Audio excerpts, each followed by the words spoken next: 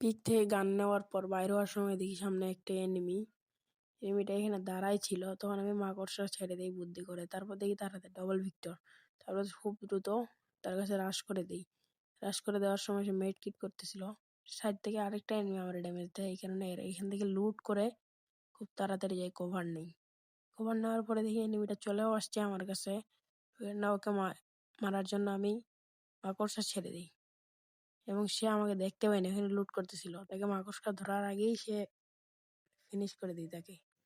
এখানেও লুট নেওয়ার পর বাইরের সময় দেখি অনেক এনিমি পিকের পিছনে, বলতে গেলে পিকের সাইডে আমার পিছনে। দেখি সামনে একটা গ্লুয়ালে একটা এনিমি ফাইট করতেছে, তারা অনেকক্ষণ ফায়ার দিলাম কিন্তু মরলো না। তারপর আমি আবারও ওকে মারলাম।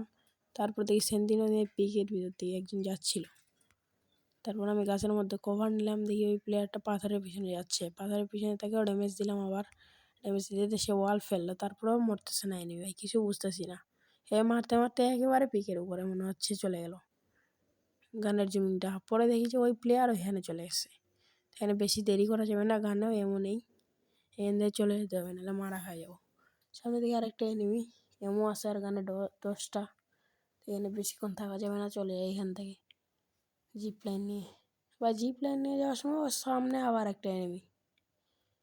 ও তো মারবো, এনিমি দেখলে হাত চুলকায়, কিন্তু এনিমির কাছে মারা খাই। এইটাই একটা সমস্যা ভাই।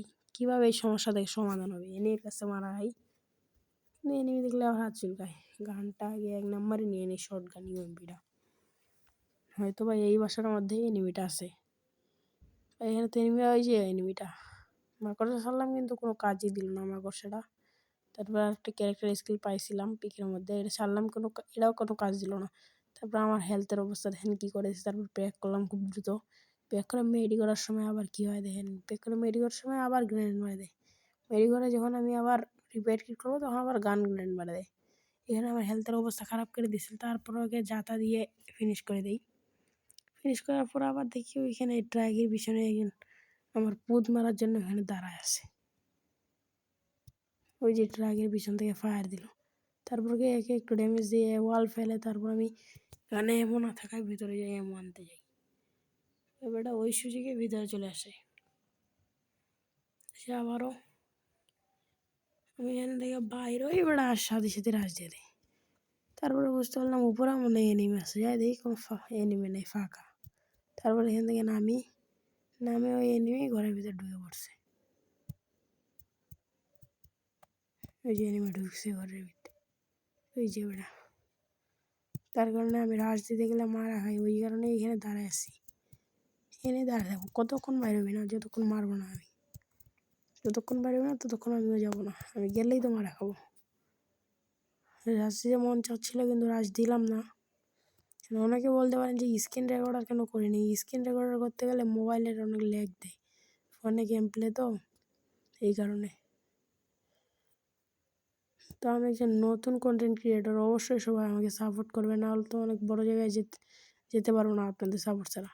এইখানে আমি মাকড়সা ক্যারেক্টার মেরে দিই, কিন্তু সে মাকড়সায় কোনো কাজই করে না, তার কাছে মাকড়সাটা ধরেই না থাকে।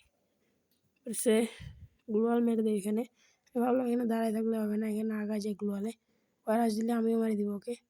এখানে ফুল ড্যামেজ দিলাম, তারপর দিকে সেন্টিনা ক্যারেক্টার মারছে গ্লোয়াল না মেরে, অবশেষে একেও মারি দিলাম। মারতে মারতে আবারও এই প্লেয়ারটা নামছে, ফায়ার দিচ্ছে মেয়েটা, যেটা মারলাম ঘরে আসে। এবার আবারও নামছে না, এইবার তো মারলে তো একবারে লবিতে পাঠাবো, দেখা যাক কী হয়। তো এরাও একেবারে মেরে দিলাম জুমট করে। তো অবশ্যই সবাই আমাকে ফলো দিয়ে রাখবেন।